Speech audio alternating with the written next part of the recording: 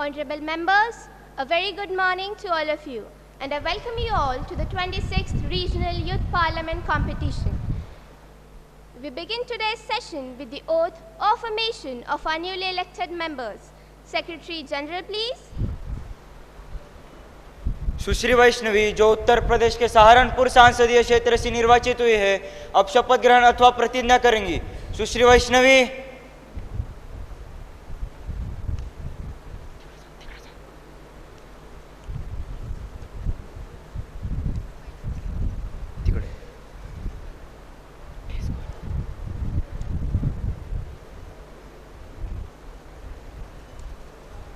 महोदया, आप शपथ ग्रहण करेंगी या प्रतिज्ञा?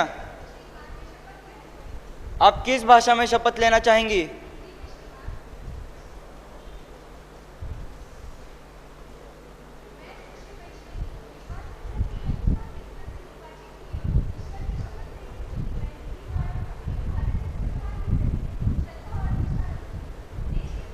और एकता बनाए रखूंगी तथा जिस पद को मैं ग्रहण करने वाली हूँ उसके कर्तव्यों का श्रद्धापूर्वक निर्वहन करूंगी।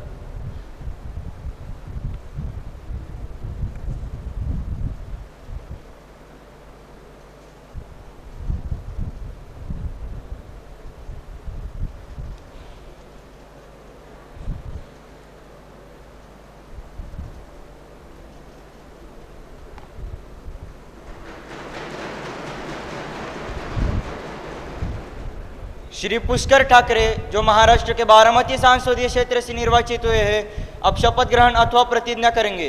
श्री पुष्कर ठाकरे।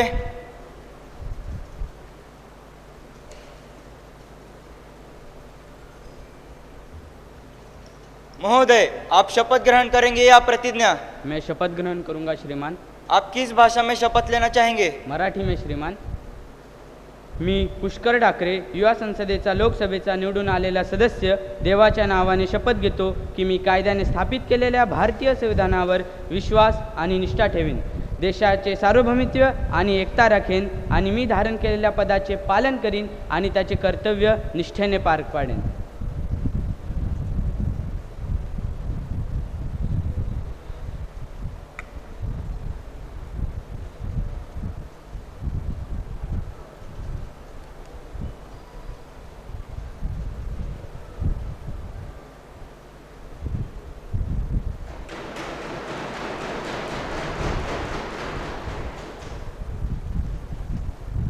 माननीय सदस्यगण, मेरा यह दुखद कर्तव्य है कि मैं सदन के सामने हमारे 20 सैनिकों के शहीद होने की सूचना दूं। 2024 के जुलाई महीने में आतंकवादी हमलों के कारण हमारे 20 सैनिक शहीद हो गए तथा कई अन्य घायल हो गए, जिनकी असामयिक मृत्यु निश्चय ही दुखद है। यह सभा इन सभी के शहीद होने पर गहरा शोक व्यक्त करती है तथा शोक संतप्त परिवार के प्रति अपनी गहरी संवेदना प्रकट करती है। माननीय अध्यक्ष महोदया, मैं जम्मू कश्मीर हादसे में शहीद हुए सभी सैनिकों के प्रति अपनी गहरी श्रद्धांजलि अर्पित करता हूँ। हमारे जवान देश की एक अमूल्य संपत्ति तथा मानव संसाधन है। उनके त्याग, बलिदान और समर्पण की वजह से हम देश के भीतर सुरक्षित रहते। ऐसे इन 20 सैनिकों की असामयिक मृत्यु हम सभी के लिए अत्यंत दुखपूर्ण घटना है। मैं इन सभी के परिजनों के लिए अपनी गहरी संवेदनाएं प्रकट करता हूँ तथा पुनः एक बार इन सभी 20 सैनिकों को अपनी गहरी श्रद्धांजलि अर्पित करता हूँ। माननीय अध्यक्ष महोदया, आपने एवं सभा के सभी नेताओं ने दी हुई भावपूर्ण श्रद्धांजलि में मैं स्वयं को संयोजित करता हूं। वे सारे भारतीय जवान सैनिक जो जम्मू कश्मीर के आतंकवादी हमले में शहीद हुए, जिन्होंने अपने प्राणों की आहुति देकर अपने देश की स्वतंत्रता को आज़ाद रखने में अपने प्राणों को त्याग दिया, वे जवान सैनिक जो आज अपने प्राणों को त्याग कर हमें कल का सूरज दिखाते हैं, मैं उन सारे वीर जवान सैनिकों को भावपूर्ण श्रद्धांजलि अर्पित करता हूं। और उनके परिवारजनों से मैं यह कहना चाहूँगा कि वे अकेले नहीं हैं, पूरा राष्ट्र उनके साथ है। मैं अपने दल के सभी नेताओं से यह आवेदन करूंगा कि वे पीड़ित परिवारजनों को अपनी गहरी संवेदनाएं भेजें। Now the House may stand in silence for a while to express our deep sorrow.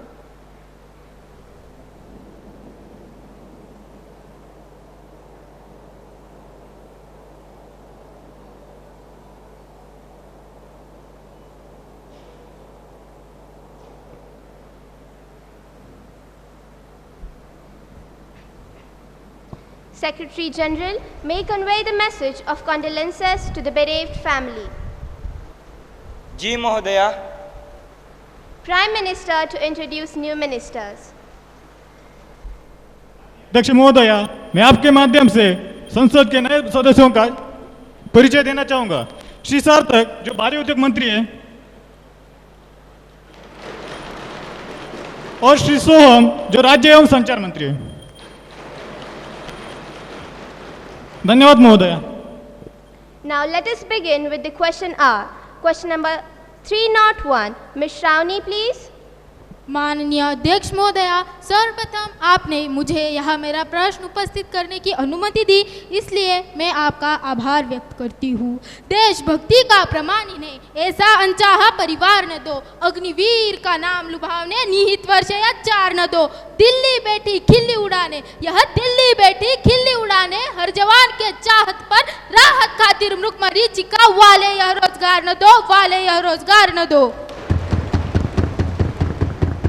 ठेके पर पत्रकार और गुलाम रखे जाते हैं, सेना के जवान नहीं। इस बात को सदन के सामने लाते हुए माननीय अध्यक्ष महोदया, मैं आपके माध्यम से रक्षा मंत्री जी से कुछ सवाल पूछना चाहूँगी। अग्निवीर बनने के बाद जब 4 सालों के बाद उसे सेवानिवृत्ति मिलेगी, तब उसके शिक्षा के क्रम को टूटने के वजह से उसके आगामी भविष्य एवं शिक्षा के विषय में आपकी सरकार क्या सोचती है, तथा युद्ध में शहीद होने वाले अग्निवीरों के परिवार को आपकी सरकार क्या मदद करेगी? धन्यवाद महोदया। Honorable Defense Minister, please. माननीय अध्यक्ष महोदय, मैं आपके माध्यम से नेता प्रतिपक्ष तथा पूरे सदन को यह अवगत कराना चाहूँगा कि असल में अग्निपथ योजना के तहत आर्मी, नेवी और एयरफोर्स में जवानों की भर्तियाँ होंगी। इनकी रैंक मौजूदा रैंक से अलग होगी और वे अग्निवीर कहलाएंगे। इस योजना के तहत हर साल 40 से 45 हज़ार युवाओं को सेना में शामिल किया जाएगा। इन युवाओं की उम्र 17.5 से 23 साल के बीच होंगी तथा इनका कार्यकाल 4 साल का होगा। अगर आप यह कहना चाहते हैं कि इन 4 साल नौकरी के बाद उनके आगामी भविष्य और शिक्षा का क्या होगा, तो माननीय महोदया जी, इस पर मैं यह कहना चाहूँगा कि असल में अधिकतर युवा बाहर के बाद स्किल ट्रेनिंग लेते या हायर एजुकेशन के बाद जॉब ढूंढने चले जाते, लेकिन हमारी सरकार उन्हें यह तीनों मौके एक साथ देगी। पहला तो उन्हें अच्छी सैलरी मिलेगी, दूसरा 4 साल बाद उन्हें अच्छा बैंक बैलेंस मिलेगा, तथा तीसरा साथ ही उन्हें जॉब के दौरान स्किल ट्रेनिंग भी दी जाएगी। NEP यानी नेशनल एजुकेशन पॉलिसी के अंतर्गत उन्हें जो भी स्किल ट्रेनिंग दी जाएगी उसके उन्हें एक्स्ट्रा क्रेडिट पॉइंट्स मिलेंगे, जिससे वो अपने का आगे का हायर एजुकेशन पूर्ण कर सकते हैं, वो भी सरलता से।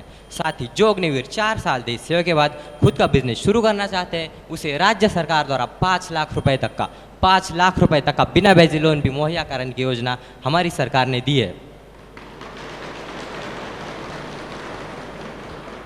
वे अग्निवीर 4 साल सेना में रहने के बाद ज़्यादा आत्मविश्वास के साथ बाहर आएंगे। प्रमुख कंपनियों तथा क्षेत्रों ने यह घोषणा भी की है कि उन्हें कुशल और अनुशासित अग्निवीरों को काम पर रखना पसंद आएगा। साथ ही अगर कोई अग्निवीर शहीद हो जाता है तो उसके परिवारजनों को हमारी सरकार द्वारा योग्य मुआवजा भी दिया जाएगा। शहीद हुए अग्निवीर के परिवारजनों को 48 लाख रुपए का बीमा कवर, 44 लाख रुपए की अनुग्रह राशि तथा उसके कार्यकाल के बचे पूरी सैलरी उन्हें दी जाएगी। तो मैं यह पूरे आत्मविश्वास के साथ कह सकता हूँ कि शहीद हुए अग्निवीर के परिवारजनों को तथा सभी अग्निवीरों को इस देश द्वारा, हमारी सरकार द्वारा जो भी लाभ मिलेंगे, जितनी सेवाएं उन्हें प्रदान की जाएगी, उतनी तो ना ही किसी पत्रकार को मिलती होगी, ना ही किसी मजदूर को।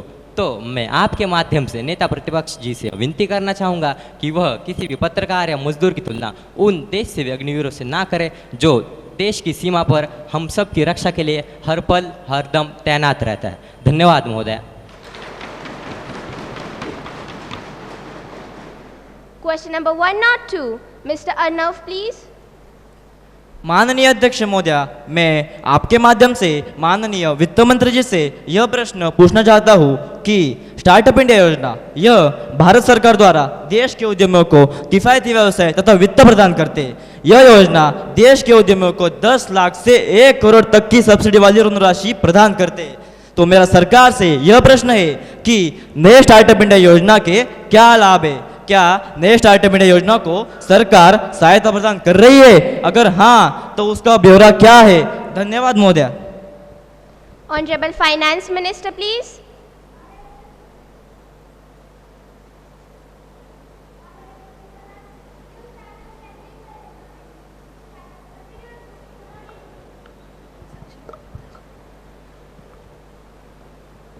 Honorable Speaker, ma'am, new startups can bring a range of benefits. Startups contribute to economic growth by creating new business. Startups often hire new employees, which can reduce unemployment.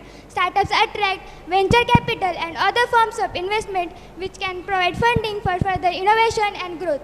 Startups can attract talent by offering dynamic work environment, and our government is promoting startups by giving them our assistance.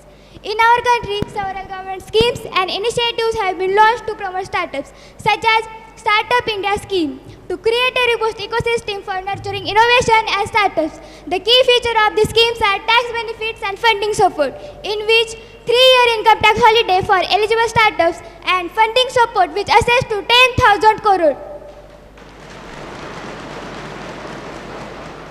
Not only this, Startup India Seed Fund scheme for early stage startups, it grants 5 crore in financial support. Besides these, other schemes have been launched to promote startups, such as Pradhan Mantri Employment Generating Program, Atal Innovation Mission, Nidhi, and Pradhan Mantri Kaushal Vikas Yojana. Thank you, Speaker ma'am. Any supplementary question? Yes, Ms. Poonam.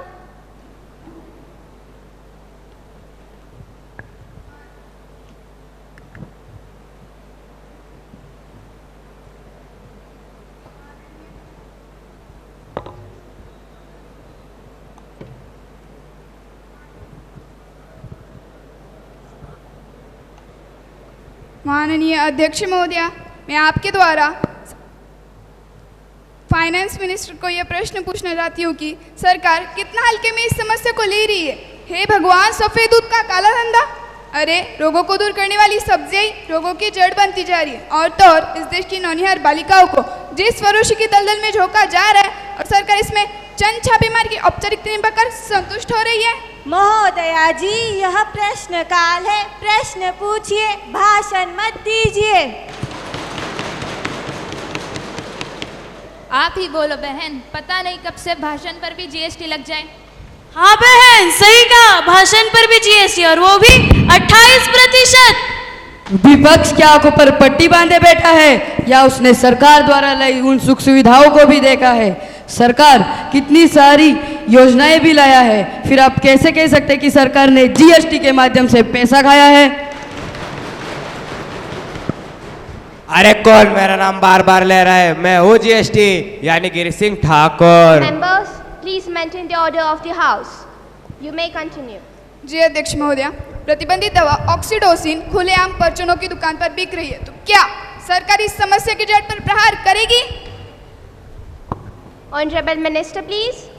माननीय अध्यक्ष महोदय, सरकार पूरी गंभीरता से इस मामले की पड़ताल कर रहा है।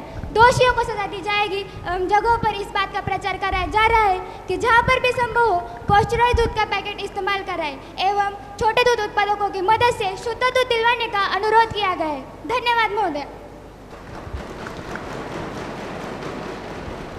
Question number 103. Ms. Saraswati, please. NEP ने वादा किया था शिक्षित समाज बनाने का, लेकिन सच्चाई है शिक्षा का स्तर गिराने का। शिक्षा के मैदान में कौन है असली खिलाड़ी? शिक्षा के मैदान में कौन है असली खिलाड़ी? एनईपी के नाम पर बस दिख रही है नादानी। माननीय अध्यक्ष महोदय, मैं आपके द्वारा राज्य शिक्षा मंत्री जी से यह प्रश्न पूछना चाहती हूँ कि क्या एनईपी 2020 के घोषणा के बाद पिछले 3 वर्षों के दौरान सरकार ने क्या महत्वपूर्ण उपलब्धियां हासिल की है? क्या एनईपी 2020 के तहत निजी भागीदारी के माध्यम से सार्वजनिक शिक्षा प्रणाली में निवेश में अपेक्षित वृद्धि पिछले 3 वर्षों के दौरान हुई है, और यदि हाँ तो संबंधी ब्यौरा क्या है? धन्यवाद महोदया। Honorable Minister, please. एनईपी 2020 का है प्रावधान, एनईपी 2020 का है प्रावधान 20वीं सदी की शिक्षा के लिए है एक वरदान। माननीय अध्यक्ष महोदय, मैं आपके माध्यम से इस सदन को यह अवगत कराना चाहता हूँ कि एनईपी 2020 की घोषणा के बाद पिछले 3 वर्षों में हमें कुछ महत्वपूर्ण उपलब्धियां प्राप्त हुई है। उसका विवरण कुछ इस प्रकार से। स्कूलों के उन्नयन के लिए पीएमसी की योजना शुरू की गई। पीएमसी के तहत 14,500 से अधिक स्कूलों का चयन किया गया। 5 वर्ष की कुल अवधि में उनकी कुल लागत 27,360 करोड़ रुपए, जिसमें से 18,128 करोड़ रुपए केंद्रीय सरकार की हिस्सेदारी है। मूलभूत साक्षरता तथा संख्यात्मकता सुनिश्चित करने के लिए निपुण भारत यानी कि राष्ट्रीय पहल योजना की शुरुआत की गई। ई बुक्स एक डिजिटल प्लेटफॉर्म के रूप में दीक्षा यानी कि ज्ञान साझा करने के अवसर रचना तथा शिक्षकों और प्रधानाचार्यों के लिए निष्ठा 1.0, 2.0 तथा 3.0 की शुरुआत की गई है। माननीय अध्यक्ष महोदय, एनईपी 2020 की घोषणा के बाद पिछले 3 वर्षों में सरकार ने शिक्षा में सार्वजनिक निवेश में पर्याप्त वृद्धि की गई है। धन्यवाद महोदय। Question number 104, miss Samriddhi please. हम जानते हैं कि एक देश के युवा ही उस देश को आगे बढ़ाने में मदद करते हैं, लेकिन देश के युवा ही खतरे में हो तो फिर कैसे देश आगे बढ़ेगा। हमें हाल ही में ये देखने को मिल रहा है कि बांग्लादेश में भारतीय विद्यार्थी और कामगारों पर अत्याचार हो रहा है। इस हालात में हमारे विद्यार्थी और कामगारों को भारत देश में लाने के लिए हमारी सरकार ने कुछ तो प्रयास करना चाहिए। माननीय अध्यक्ष महोदया, मैं जानना चाहती हूँ कि क्या सच में भारत और बांग्लादेश के संबंध अच्छे हैं? वहाँ रहने वाले भारतीय विद्यार्थी और कामगारों को भारत देश में लाने के लिए हमारी सरकार ने कोई प्रयास किया है या नहीं? अगर है तो क्या प्रयास किए और नहीं तो क्यों? धन्यवाद महोदया। Honourable external affairs minister please. मैं सदन को बताना चाहती हूँ, वे वही युवा हैं जो आने वाले भारत के भविष्य के निर्माण के लिए शासक बनकर इस राष्ट्र का निर्माण करेंगे। वे वही युवा हैं जो आने वाले भारत के भविष्य के लिए खिलाड़ी, अफसर, नेता बनकर इस राष्ट्र का निर्माण करेंगे। जरूरी नहीं कि आज को युवा भगत सिंह की तरफ फांसी के फंदे पर ही चढ़े, वह चांद और मंगल पर भी चढ़ सकता है। और यह भी जरूरी नहीं कि बेटियां रानी लक्ष्मीबाई की तरह तलवार लेकर घोड़े पर ही दौड़े, हिमा दास की तरह मेडल लेकर ट्रैक पर भी दौड़ सकती है। और आप ऐसा सोच भी कैसे सकते कि हम अपने विदेश में फंसे हुए युवाओं के लिए कुछ भी प्रयास नहीं करेंगे। Honorable Madam Speaker, India-Bangladesh relations have been exceptionally close for many decades over many governments. I would like to explain the following steps that our ministry has been taken to ensure safety and security of Indian nationals. The High Commission in India and our Assistant High Commission have been assisting to return of Indian nationals following the recent development in the Bangladesh. A 5-member committee led by senior border security forces officially has been set up to ensure safety and security of Indian nationals. The High Commission and the Assistant High Commission are in regular touch with more than 4,000 students remaining in various universities in the Bangladesh. The High Commission and Assistant High Commission are also in regular touch with more than Bangladesh authorities to ensure safety and security of Indian nationals. Thank you, Madam Speaker. Question number 105, Miss Anushka please. खेलने कूदने का लो संकल्प, क्योंकि स्वस्थ रहने का वही है मंत्र। ओलंपिक खेल दुनिया की सबसे बड़ी प्रतियोगिता है जिसमें विश्व भर में सर्वश्रेष्ठ एथलीट हिस्सा लेते हैं और अपने देश का प्रतिनिधित्व करते हैं। ओलंपिक खेल हर 4 साल पर आयोजित किया जाता है। माननीय अध्यक्ष महोदया, क्रीड़ा मंत्री यह बताने का कष्ट करेंगे कि अब जबकि 2024 ओलंपिक खेल समाप्त हो चुके हैं, क्या माननीय मंत्री जी भारतीय एथलीटों के प्रदर्शन का विस्तृत विश्लेषण दे सकते हैं? विशेष रूप से भारत ने कितने पदक जीते और हमारे एथलीटों ने किन स्पर्धा में उत्कृष्ट प्रदर्शन किया? अंत में भविष्य के ओलंपिक खेलों के लिए हमारी तैयारी और प्रतिस्पर्धात्मकता को बढ़ाने के लिए क्या कदम उठाए जा रहे हैं? धन्यवाद महोदय। Honourable youth affairs and sports minister please. माननीय महोदया, मैं आपकी सहमति से सदन को ये अवगत कराना चाहती हूँ कि ओलंपिक 2024 का आयोजन पेरिस, फ्रांस में 26 जुलाई से 18 अगस्त 2024 तक था। भारत ने इस ओलंपिक्स में 470 करोड़ रुपए खर्च किए हैं। इस राशि का उपयोग विभिन्न खिलाड़ियों को प्रशिक्षण देने, कोचिंग स्टाफों और विदेशी कार्यक्रमों के लिए किया गया है। भारत से कुल 117 एथलीट 16 विभिन्न खेलों में हिस्सा लेने के लिए पेरिस में गए थे। भारत ने कुल 6 पदक जीते, जिसमें 1 रजत और 5 कांस्य पदक थे। नीरज चोपड़ा ने जावलिन में रजत पदक प्राप्त किया। मनु भाकर, स्वप्निल कुशाले, सुरभजोत सिंह, इन्होंने शूटिंग में कांस्य पदक, अमन सहरावत ने कुश्ती में कांस्य पदक। उसी की तरह हमारी भारतीय हॉकी टीम ने भी कांस्य पदक प्राप्त किया है। हम क्रिकेट, कबड्डी, हॉकी खेले तो भारत के लिए खेले। आसाम की हिमा दास की तरह दौड़कर नारी सशक्तिकरण का उदाहरण देते हुए स्वर्ण जीते तो भारत के लिए जीते। गांव का युवा आगे आए और देश हित में नीरज चोपड़ा की तरह भाला फेंके। भारत सरकार ने विविध खिलाड़ियों को योजनाएं और कार्यक्रम लागू किए हैं, जिसमें fit India movement, sports authority of India scheme, national talent contest इत्यादि योजनाएं लागू की है, जिसमें खेल स्कूलों की स्थापना, इंफ्रास्ट्रक्चर का विकास, विभिन्न एथलीटों को वित्तीय सहायता प्रदान करना, उसी के साथ विभिन्न समुदायों, कॉलेजों और स्कूलों में विविध खेल और फिटनेस कार्यक्रमों का आयोजन भी किया है। अंत में मैं युवाओं को आह्वान करना चाहती हूँ, उठो जवान, देश की वसुंधरा पुकारती, उठो जवान, देश की वसुंधरा पुकारती, पुकारता है देश, पुकारती है माँ भारती। धन्यवाद महोदय। Question number 106. Miss Megha, please. सरकार के दावों की तासीर तो ऐसी है, सरकार के दावों की तासीर तो अच्छी है, लेकिन असलियत में तो स्वास्थ्य के हालात बदतर होते जा रहे। माननीय अध्यक्ष महोदया, मैं आपकी सम्मति से माननीय स्वास्थ्य मंत्री से यह प्रश्न पूछना चाहती हूँ कि आयुष्मान भारत योजना, जिसे प्रधानमंत्री जन आरोग्य योजना भी कहा जाता है, एक प्रमुख स्वास्थ्य योजना है जो गरीब और कमज़ोर वर्ग के लोगों को स्वास्थ्य सेवाएं प्रदान करने के उद्देश्य से शुरू की गई थी। इस योजना के अंतर्गत किन किन स्वास्थ्य सेवाओं और उपचारों की सुविधा प्रदान की जा रही है, सरकार द्वारा इस योजना के लिए कितनी धनराशि आवंटित की गई है और पिछले वर्षों की तुलना में इस वर्ष के बजट में क्या परिवर्तन हुआ है, इस योजना के कार्यान्वयन में किस प्रकार की चुनौतियों का समाधान करने के लिए क्या कदम उठाए जा रहे हैं। धन्यवाद महोदय। Minister for Health and Family Welfare, please. धर्मार्थ काम मोक्षणम आरोग्यम मूलमुत्तमम रोगास्तस्थापरतार श्रेयसो जीवितस्य च। माननीय अध्यक्ष महोदया, मैं आपकी सम्मति से सदन को अवगत कराना चाहती हूँ कि इस योजना के तहत प्रति परिवार को प्रतिवर्ष 5 लाख रुपए तक का स्वास्थ्य बीमा को प्रदान किया जाता है। गंभीर बीमारी और सर्जरी के लिए अस्पताल में भर्ती होने पर कैशलेस इलाज की सुविधा प्रदान की जाती है। अस्पताल में भर्ती होने के दौरान आवश्यक मेडिकल जांचें और दवाइयाँ मुफ्त में दी जाती है।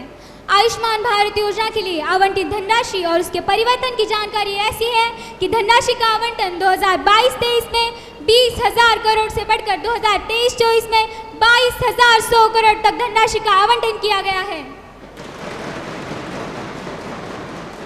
आयुष्मान भारत योजना के कार्यान्वयन में सरकार और संबंधित अधिकारियों द्वारा विभिन्न कदम उठाए जा रहे हैं, जैसा कि प्राथमिक और द्वितीयक स्वास्थ्य सेवाओं को और बेहतर बनाने के लिए अधिक संसाधनों का आवंटन किया गया है। लाभार्थियों को सही जानकारी उपलब्ध कराने के लिए जागरूकता अभियान चलाए जा रहे हैं। स्वास्थ्य कार्यकर्ताओं की क्षमता बढ़ाने के लिए प्रशिक्षण कार्यक्रम भी शुरू किए गए हैं। डिजिटल और ऑटोमेटेड सिस्टम के माध्यम से धोखाधड़ी और उसकी रोकथाम के लिए कोशिशें की जा रही है। और रही बात सरकार के दावों की, तो मैं विरोधी पक्ष को बताना चाहती हूँ कि सरकार जो भी दावे करती है वो छोटी छोटी बातों को ध्यान में रखकर करती है। और अगर फिर भी आपको स्वास्थ्य के हालात सिर्फ बदतर ही दिख रहे हैं तो फिर आपको आपकी आंखों पर लगी धूल की पट्टी हटानी चाहिए। धन्यवाद महोदय।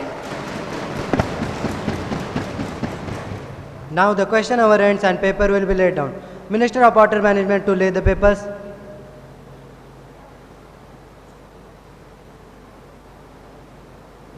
Honorable Speaker Sir, may I be permitted to lay on the table a copy of the following papers in Hindi and English version. Yes, please.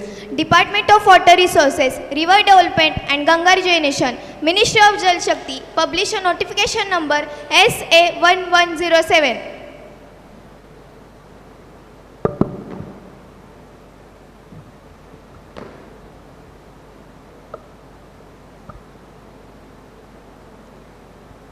महासचिव युवा संसद की राज्यसभा से प्राप्त संदेश को पढ़ेंगे।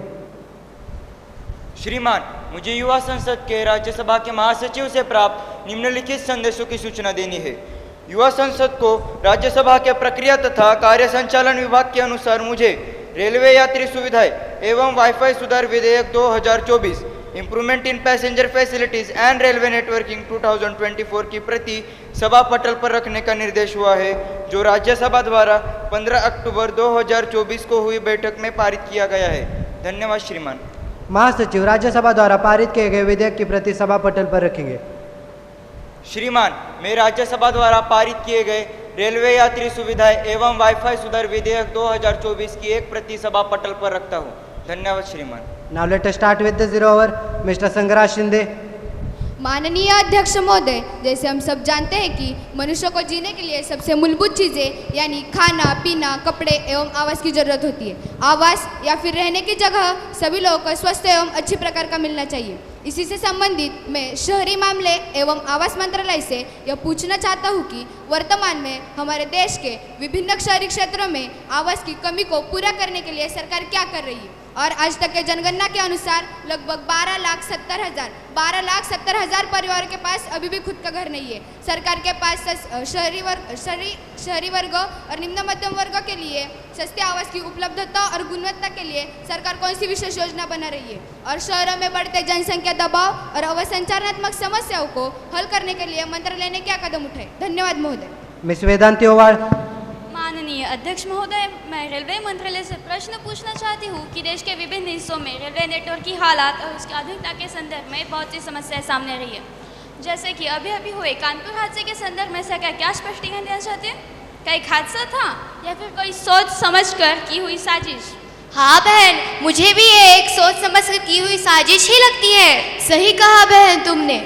Members, please maintain the order of the house. इस दुर्घटना को देखते हुए आगे इस प्रकार की कोई घटना न घटे, इसके लिए सरकार की क्या उपाय योजनाएं हैं, और सुरक्षा मानकों में सुधार के लिए सरकार ने अभी तक कौन कौन से कदम उठाए हैं? इस दुर्घटना में जख्मी हुए लोगों के उपचार के लिए सरकार ने अभी तक कौन से उपाय किए हैं, और अगर ऐसी घटनाएं बंद नहीं हुई तो क्या लोगों का रेलवे से प्रवास करना सुरक्षित होगा? धन्यवाद महोदय। Mr. Prathamesh Bande. माननीय अध्यक्ष महोदय, मैं आपके माध्यम से यह जानना चाहता हूँ, जैसे आप सभी को पता होगा युवा समाज हमारे देश की रीढ़ की हड्डी है एवं उनके शिक्षा, रोजगार एवं सामाजिक कल्याण के मुद्दे अत्यंत महत्वपूर्ण है। विशेषकर जो युवा ग्रामीण और पिछड़े क्षेत्र में रहते हैं, उनके लिए शिक्षा, रोजगार एवं सामाजिक कल्याण के समान अवसर प्रदान करने के लिए क्या सरकार कोई ठोस और प्रभावी कदम उठा रही है? इसके अतिरिक्त क्या सरकार सामाजिक प्रशिक्षण, कौशल्य विकास और उद्यमिता के अवसर प्रदान करने के लिए कोई योजना बना रही है ताकि ये युवा आर्थिक रूप से आत्मनिर्भर बन सके? मैं माननीय मंत्री जी से अपेक्षा करता हूँ कि वे इस विषय पर विस्तार पूर्वक जानकारी प्रदान करेंगे और बताएं कि किस तरह ये प्रयास युवाओं की स्थिति में सुधार लाने में सहायक होंगे। धन्यवाद महोदय। Minister of Parliamentary Affairs, please. Honorable Madam Speaker, I will convey this matter to the concerned ministers. Thank you. Now, the House will take up the consideration of the breach of privilege as reported by a member of opposition. Yes, Ms. Srishti? Honorable Speaker, Madam, there has been a serious breach of privilege by the members of ruling party. Few days before, a serious and confidential issue relating to the foreign policies of India towards its neighboring country was discussed, which later was leaked to media and now has become a chaotic debate. Before the side puts forth any developmental projects or increments in GDP, let them go through the rules, regulations, norms, discipline and decorum of the parliament, and let them not make the people ashamed of the representatives whom they have chosen. Have you given notice of it earlier? Yes, ma'am. I have given its notice at 10 a.m. this morning. It will be examined and you will come to know about it. Okay, ma'am. Honorable members, I have an announcement to make. On my own behalf and of the honorable members of the House, I have great pleasure in extending our warm welcome to His Excellency Mr. Alex Brown, Speaker of the British Parliament, and Mr. David Evans, the Deputy Speaker of the British Parliament. They are on a visit to India as our honoured guest. We wish them a happy and fruitful stay in our country. Through them, we also convey our warm greetings to Her Majesty, the Queen of Britain, the President, the British Parliament, the government and the friendly people of Britain.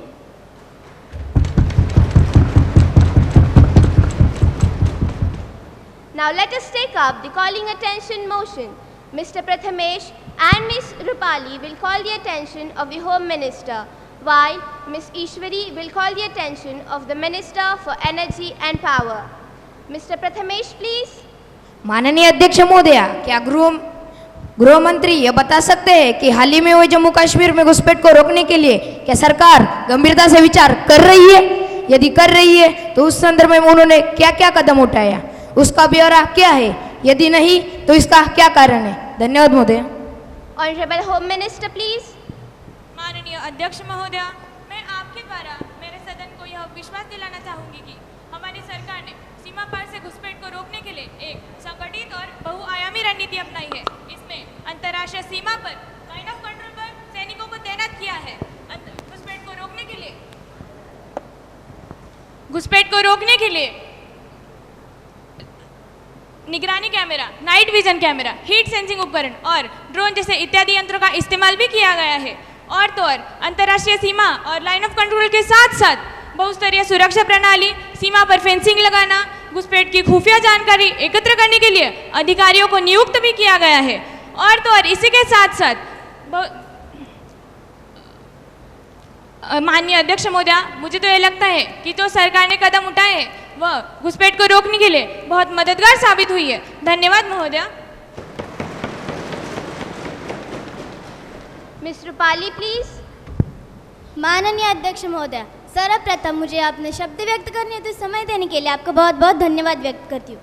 मैं आपके माध्यम से स्पष्ट करना चाहती हूँ कि अरुणाचल प्रदेश के सीमावर्ती गाँव के लोगों को बहुत सारी समस्याओं का सामना करना पड़ता है। ग्रामीण क्षेत्र का विकास नहीं हुआ है, स्वास्थ्य सुविधाओं की कमी, बुनियादी सुविधाओं का अभाव, इस कारण वहाँ के लोगों को बहुत सारी असुविधा महसूस हो रही है। उनके भौगोलिक, आर्थिक, सामयिक तथा सांस्कृतिक सहित सभी कारणों में उनकी मांग उचित प्रतीत होती है। उनके सामूहिक तथा समावित विकास हेतु सरकार अभी भी कोई कार्य नहीं कर पा रही है, तो सरकार इस बारे में अपनी स्पष्टता दे। धन्यवाद महोदया। Honourable minister please. यूं ही बन जाता है स्वर्ग जब लोगों में बड़े प्यार और खत्म हो जाए दुष्टता का भाव। यूं ही बन जाता है स्वर्ग जब लोगों में बड़े प्यार और खत्म हो जाए दुष्टता का भाव। ऐसे ही लोगों से बना है हमारे भारत का एक एक गांव, हमारे भारत का एक एक गांव। माननीय अध्यक्ष महोदया, सरकार को अरुणाचल प्रदेश में चल रही समस्याओं के बारे में पूरी जानकारी है। सरकार ने इस पर उपाय भी निकाले हैं। जैसे कि हमें पता ही है, सरकार ने ऐसी समस्याओं के लिए VVP यानी वाइब्रेंट विलेज प्रोग्राम को जारी किया है। यह एक सरकारी पहल है। सरकार इसके माध्यम से ग्रामीण क्षेत्रों के विकास को बढ़ावा देती है। सरकार इसके माध्यम से बुनियादी सुविधाएं, अवसंरचना और सामाजिक सेवाएं प्रदान करते हैं, जिससे कि ग्रामीणों की जीवन गुणवत्ता में सुधार हो सके एवं उन्हें आत्मनिर्भर बनाया जा सके। केवल इतना ही नहीं कि हमारी सरकार ने हर एक गांव में, जी हाँ, हमारी सरकार ने हर एक गांव में नई सड़कें, बिजली, पानी, स्वास्थ्य सेवा एवं शिक्षा के बुनियादी ढांचे में सुधार करने के लिए नई योजनाएं भी लागू की है। कृषि, हस्तशिल्प और पर्यटन जैसे उद्यमों को सरकार द्वारा प्रोत्साहित किया जा रहा है। समाज के कमजोर लोगों के लिए सरकार विशेष सुविधाएं एवं सेवाएं प्रदान करती है। मुझे विश्वास है कि जल्द ही हमारी सरकार को इसमें यश मिल जाएगा। धन्यवाद महोदया। Miss Ishwari please. माननीय अध्यक्ष महोदया, जैसे कि हम देख रहे हैं, भारतीय सरकार सभी दुर्गम इलाकों में बिजली पहुंचाने के लिए असफल है तथा भारत के अनेक इलाकों में अभी भी सरकार 24 घंटे बिजली पहुंचाने के लिए असमर्थ है, क्योंकि हमारे भारत में बिजली का बिल बहुत ज़्यादा आ रहा है तथा भारत के अनेक इलाकों में अभी भी बिजली कोयले से उत्पन्न की जाती है। और हम सबको पता ही है कि कोयला हमारे पर्यावरण को प्रदूषित करता है तथा हमारे लिए खतरा पैदा हो सकता है। तो मैं ऊर्जा मंत्री से यह प्रश्न पूछना चाहती हूँ कि क्या सरकार लाइट बिल को कम करने के लिए कोई कदम उठा रही है तथा किसानों और जनता के घर में 24 घंटे बिजली पहुँचाने के लिए सरकार ने क्या क्या उपाय किए हैं। इस संदर्भ में योजनाओं को लागू करने के लिए सरकार ने कौन से कदम उठाए हैं। धन्यवाद महोदया। Honourable minister please. माननीय अध्यक्ष महोदया, मैं आपके द्वारा इस सदन को बताना चाहूँगी कि इन सारी समस्याओं का हल निकालने के लिए हमारी सरकार एक नई योजना प्रस्तापित करने वाली है, PM सूर्य घर योजना, जिसे मुफ्त बिजली योजना के नाम से भी जाना जाएगा। इस योजना का लक्ष्य सभी लोगों के घरों में सोलर पैनल लगाकर बिजली बिल कम करना एवं 24 घंटे बिजली पहुंचाना है। मंत्री जी, यह योजना सिर्फ आपके कागजों पर है। अभी भी बहुत सारे गरीबों के घर में 24 घंटा बिजली नहीं पहुंची है। अभी भी बहुत सारे गरीबों के घर में अंधेरा ही है।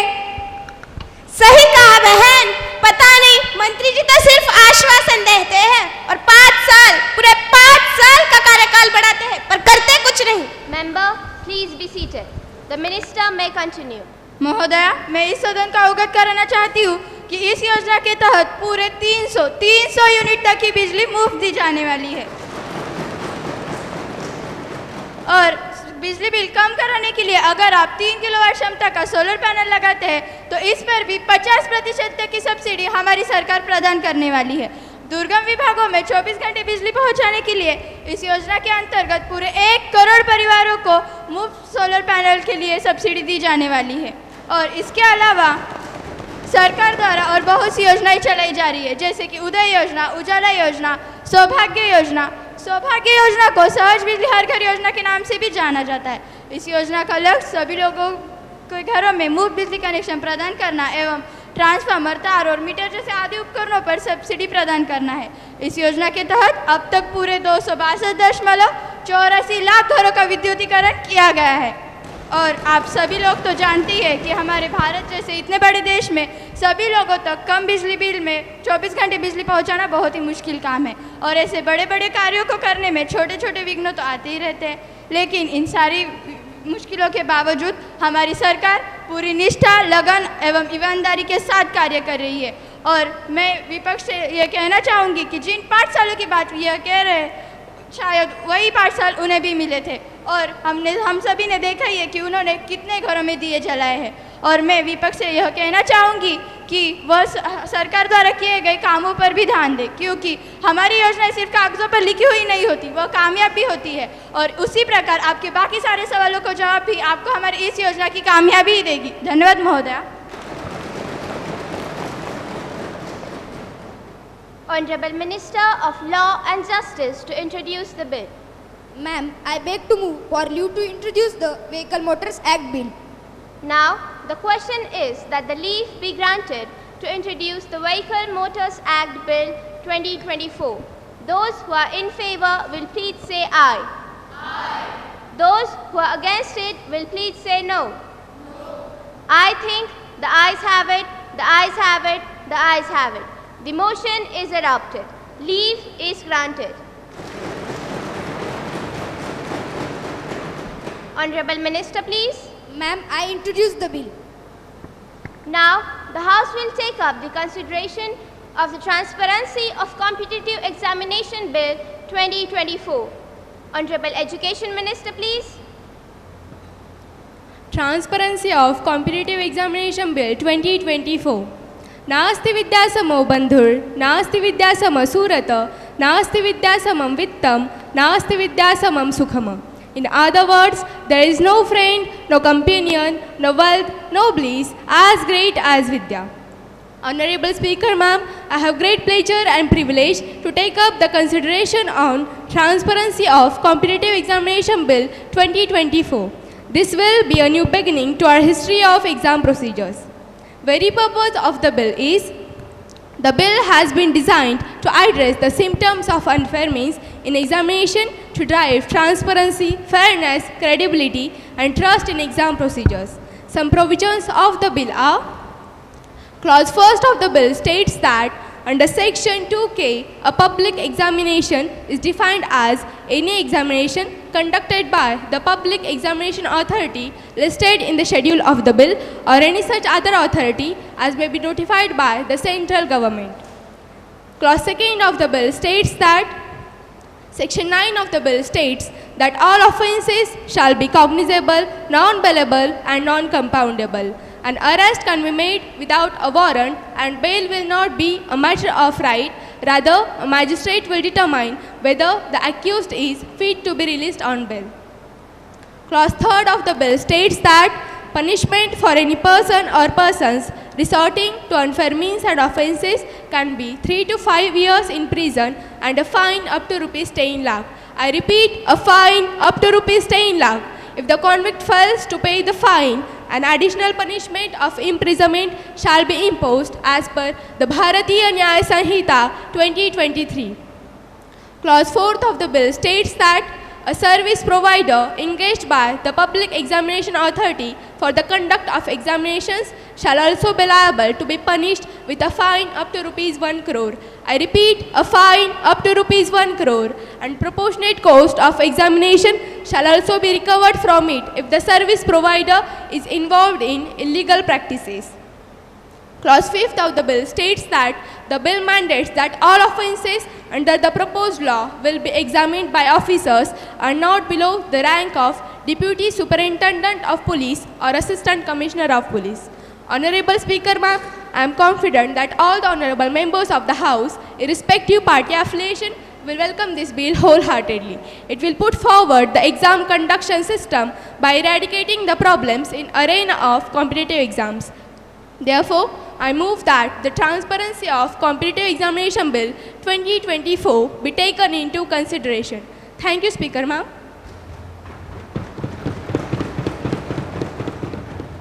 Motion moved. Ms. Samiksha, what are your views on the bill? Honorable Speaker, ma'am, I am supporting this bill because the purpose of this bill is to improve examination management system by removing problems faced in competitive exam. This will also provide punishment to those people who resort unfair means and offense in competitive exam. This bill also prevent discrimination against students. That's why I support this bill. Thank you, ma'am. Mr. Bhavesh, please guide the House with your views. हमने जो बीज बोया उसे पाला बड़े प्यार से, फूल खिले जब कोई और ले गए उसे हार से। मेहनत के पन्ने थे दिल से हमने लिखे, मेहनत के पन्ने थे दिल से हमने लिखे, किसी और ने आकर नाम अपने लिख दिए, नाम अपने लिख दिए। माननीय अध्यक्ष महोदया, आज की युवा जो कल का भारत है, आज पेपर लीक जैसे गंभीर संकट से जूझ रहा है। एक छात्र वर्ष भर की कड़ी मेहनत करता है, रातों की नींद गंवाता है, अपने सपनों को साकार करने के लिए दिन रात एक करता है, लेकिन एक रात में उसके सभी सपने नष्ट हो जाते हैं। यह न केवल उसके आत्मविश्वास को चोट पहुंचाता है, बल्कि उसे जीवन भर का मानसिक आघात भी पहुंचा सकता है। पेपर लीक ये एक स्पष्ट संकेत है कि सिस्टम में गंभीर खामियां हैं। जब परीक्षा ही सुरक्षित नहीं है तो छात्रों को परीक्षा की ओर कैसे प्रेरित किया जा सकता है? पेपर लीक एक जटिल नेटवर्क है जिसमें कई लोग शामिल हैं। परीक्षा अधिकारी, शिक्षक, राजकीय नेता सभी इस खेल में शामिल होकर भ्रष्टाचार को बढ़ावा देते हैं। यह एक ऐसा वातावरण पैदा करता है जहां ईमानदारी का कोई मूल्य नहीं होता। यह गरीब छात्रों के लिए सफलता का दरवाजा बंद कर देते हैं। जो यह परीक्षा है जो हुनर बच्चों को परखने का माध्यम होना चाहिए, अब माफियों का खेल बन चुका है। एक तरफ मेहनती छात्र दिन रात एक करके अपने सपनों को साकार करने का प्रयास करते हैं, तो दूसरी तरफ कुछ लोग चंद पैसे के लिए उनके अरमानों पर पानी फेर देते। तभी भी सरकार दोषियों की तरफ कोई कठोर कार्रवाई नहीं उठती। और मैं अंत में यही कहना चाहता हूँ कि यह बिल पारित होने के बाद भी पेपर लीक और रिश्वतखोरी जैसे घोटाले कम हो जाएंगे। धन्यवाद अध्यक्ष महोदय।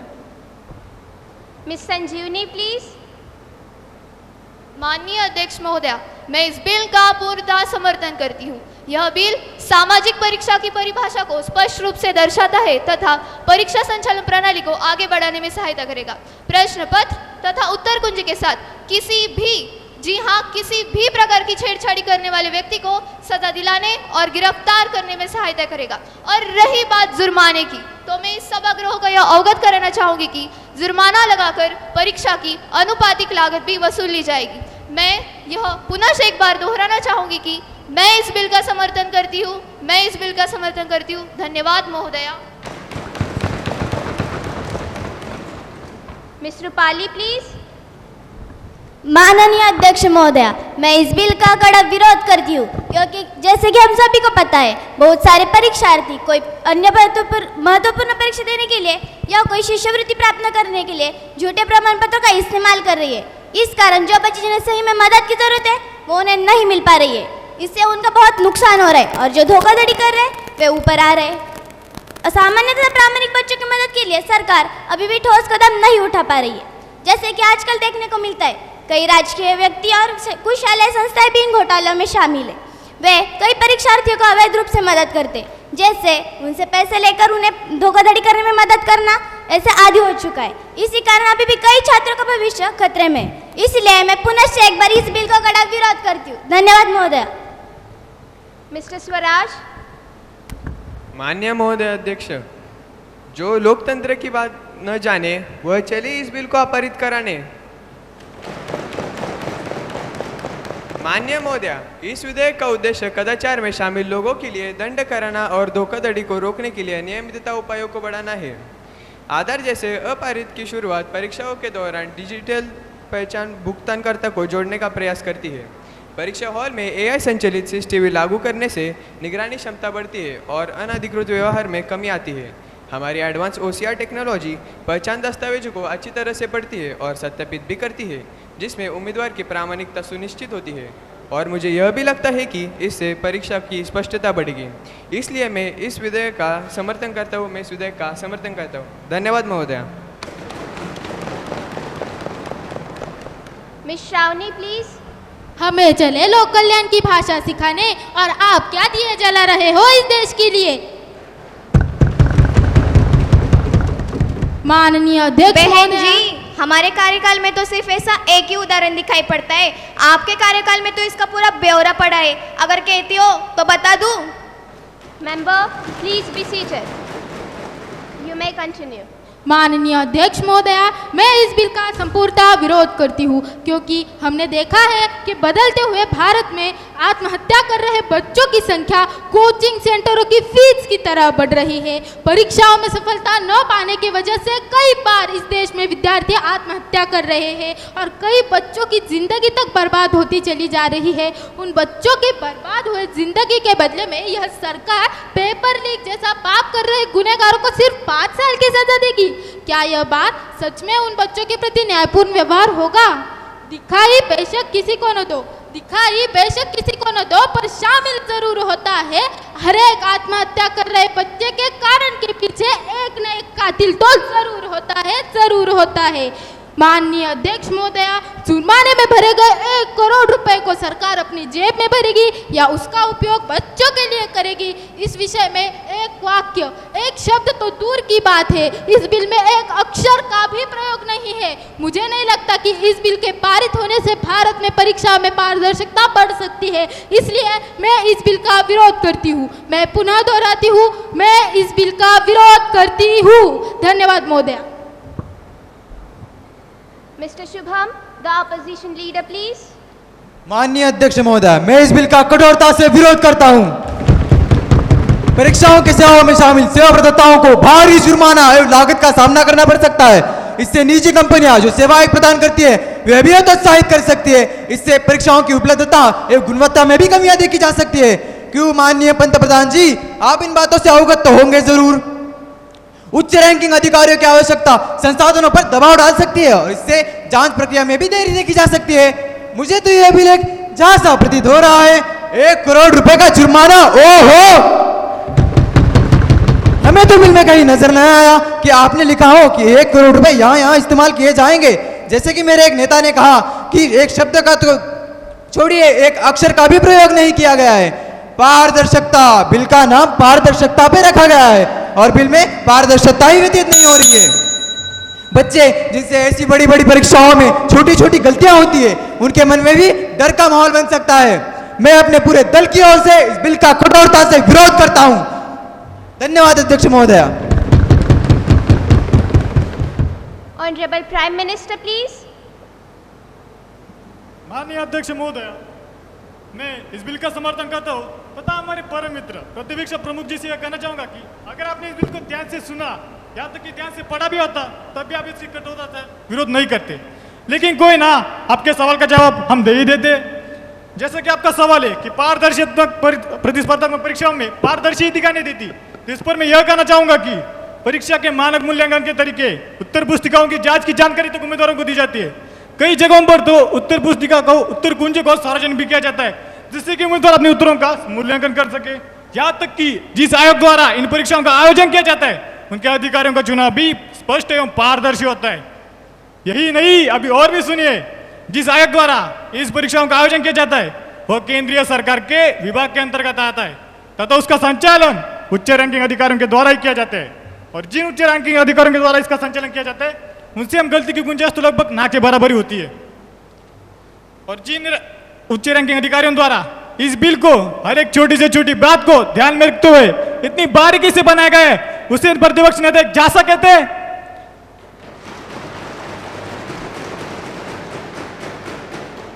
नेताजी, आपको आपके सवाल पे एक बात सोचना चाहिए। अगर आपको यह कहना है कि आत्महत्या करने वाले विद्यार्थियों के लिए सरकार ने क्या किया, तो सरकार ने NEP 2020 लाई, परीक्षा पे चर्चा जैसे कई कार्यक्रम तैयार किए, जिसके कारण पिछले वर्षों की तुलना में आत्महत्या करने वाले छात्रों की संख्या काफी हद तक गिर चुकी है। और यह मेरा भरोसा है कि आने वाले सालों में शायद ही कोई उम्मीदवार होगा जो कि आत्महत्या करने की सोचे।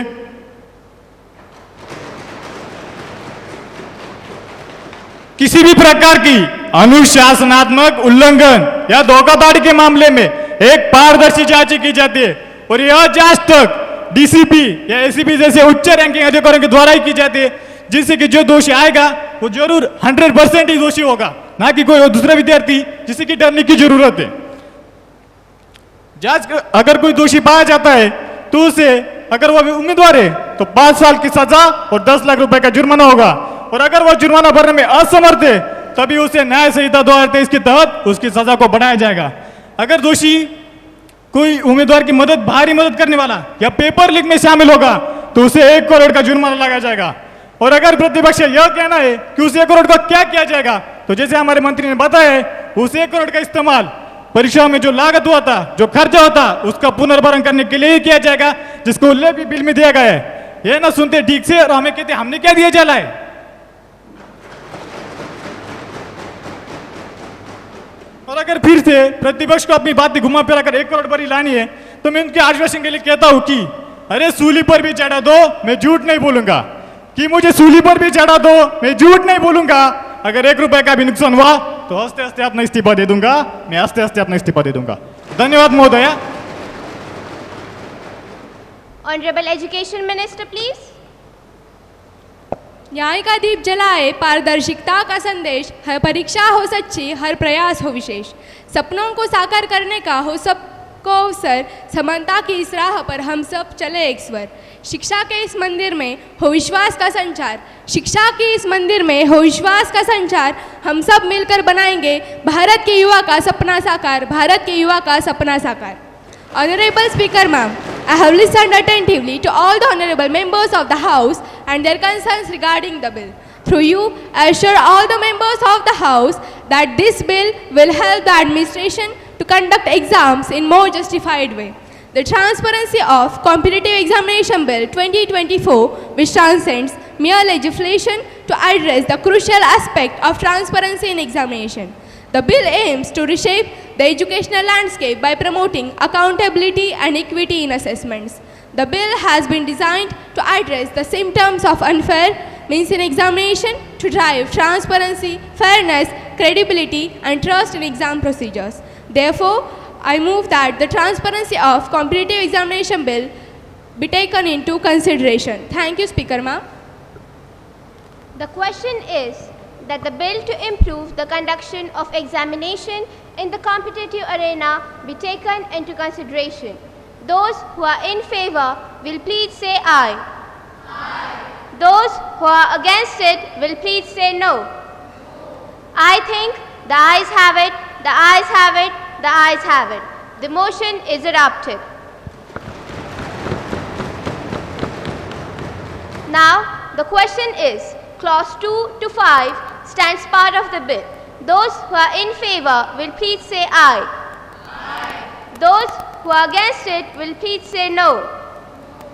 I think the ayes have it, the ayes have it, the ayes have it. Motion is adopted. Clause 2 to 5 stands part of the bill. Now the question is, Clause 1, the enacting formula and the title stands part of the bill. Those who are in favor will please say aye. Aye. Those who are against it will please say no. I think the ayes have it, the ayes have it, the ayes have it. The motion is adopted. Honorable Education Minister, please. Ma'am, I move the bill be passed. The question is that the bill be passed. Those who are in favor will please say aye. Aye.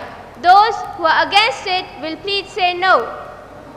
I think the ayes have it, the ayes have it, the ayes have it. The motion is adopted. The bill is passed.